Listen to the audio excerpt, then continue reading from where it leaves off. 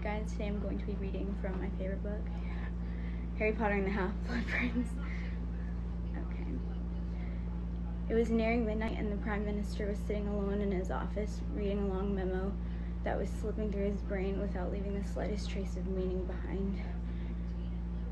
He was waiting for a call from the president of a far distant country, and between wondering when the wretched man would telephone and trying to suppress unpleasant memories of what had been a very long, tiring and difficult week, there was not much space in his head for anything else. The more he attempted to focus on the print on the page before him, the more clearly the Prime Minister could see the gloating face of one of his political opponents. This particular opponent had appeared on the news that very day, not only to enumerate all the terrible things that had happened in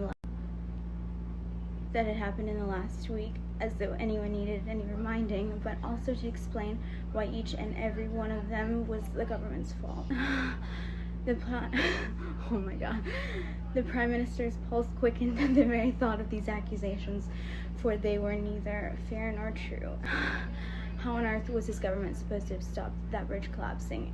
It was outrageous to anyone to suggest that they were not spending enough on bridges. The bridge was fewer than 10 years old, and the best experts were at a loss as to why it snapped cleanly in two, sending a dozen cars into the watery depths of the river below.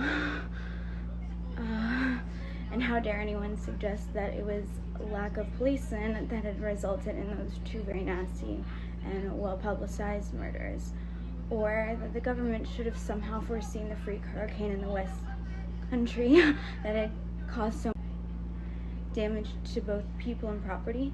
And was it his fault that one of the junior ministers, Herbert Corley, had chosen this week to act so peculiarly, wow, I can't not talk right now, peculiarly, that he was now going to be spending a lot of time with his family? A grim mood had gripped the country, the opponent had concluded, barely conceding his broad grin. And unfortunately, this was perfectly true. The Prime Minister felt it himself. People really did seem more miserable than usual. Even the weather was dismal. All this chilly mist in the middle of July. It wasn't right. It wasn't normal.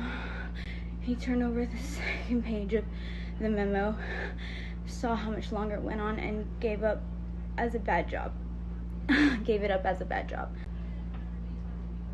Stretching his arms above his head, he looked around his office mournfully.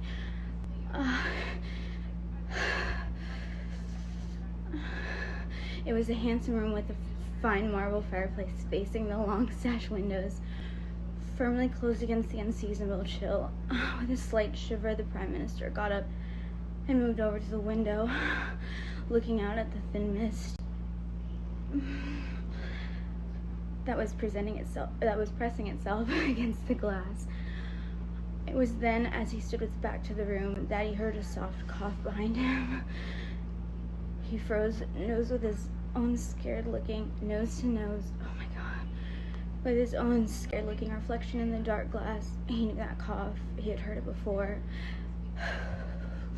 He turned slowly to face the empty room. "Hello," he said, trying to sound braver than he felt.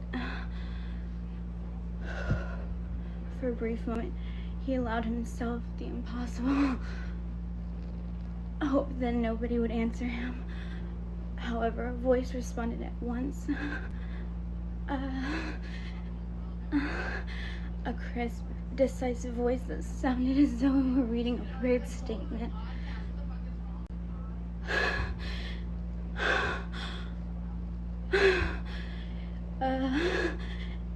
It was coming.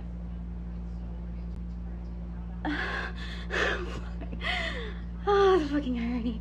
It was coming as the Prime Minister had known at the first cough, from the frog-like man wearing a long silver wig, who was depicted in a small dirty oil painting in the far corner of the